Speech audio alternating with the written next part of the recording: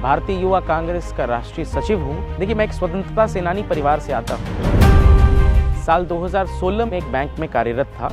2017 में जब नोटबंदी ने अपने 60 दिन पूरे किए, तब मैंने भारतीय राष्ट्रीय कांग्रेस की सक्रिय सदस्यता लेकर के अपनी नौकरी छोड़ दी। मैंने ऐसा इसलिए किया, बैंक कर्मी होने के कारण, कि उस त्रासदी के क्रम में कैसे भारत के बुजुर्ग, महिलाएं, यहाँ तक कि बच्चे भी रात को बैंक और एटीएम की कतारों में जाकर खड़े हुआ करते थे। अपने खुद के पैसे उसे निकालने के लिए संघर्षरत थे। कैसे भारत की अर्थव्यवस्था तार-तार हो गई। उस समय मैंने ये महसूस किया, तत्कालीन सरकार की गलत नीतियों से लड़ना है तो मुझे राजनीति में सक्रिय रूप से आना पड़ेगा।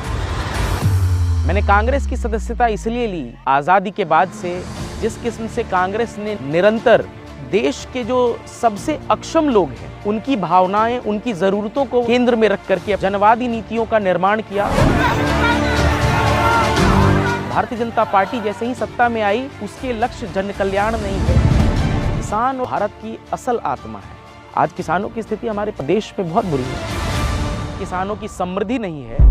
मेरे लिए भारत जोड़ो यात्रा में शामिल होना इसलिए महत्वपूर्ण हो गया, भारतीय जनता पार्टी के सत्ता पोषित लोग इस 15 अगस्त 2022 के पुनित दिन हमारी बहन बिल्किस बानो के साथ दुराचार करने वाले 11 आरोपियों को जेल से अच्छे व्यवहार की बिना पर रिहा कर देते हैं। ये बात हुआ जिसने मुझे अंदर तक झकझोर कर रख दिया।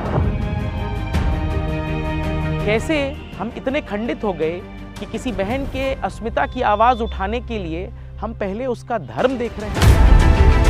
इस किस्म से भारतीय जनता पार्टी ने वैमनस्य का माहौल, शंका का माहौल इस देश में क्रिएट किया है। उसको समाप्त करने की दिशा में भारत जोड़ो यात्रा प्रथम और सुदृढ़ कदम। और यदि अब भारत को दोबारा उसके स्वर्णिम काल के स्तर तक लेकर के जाना है, तो भारत जोड़ो यात्रा ही वो एकमात्र माध्यम है जिससे ये संभव हो सकता है।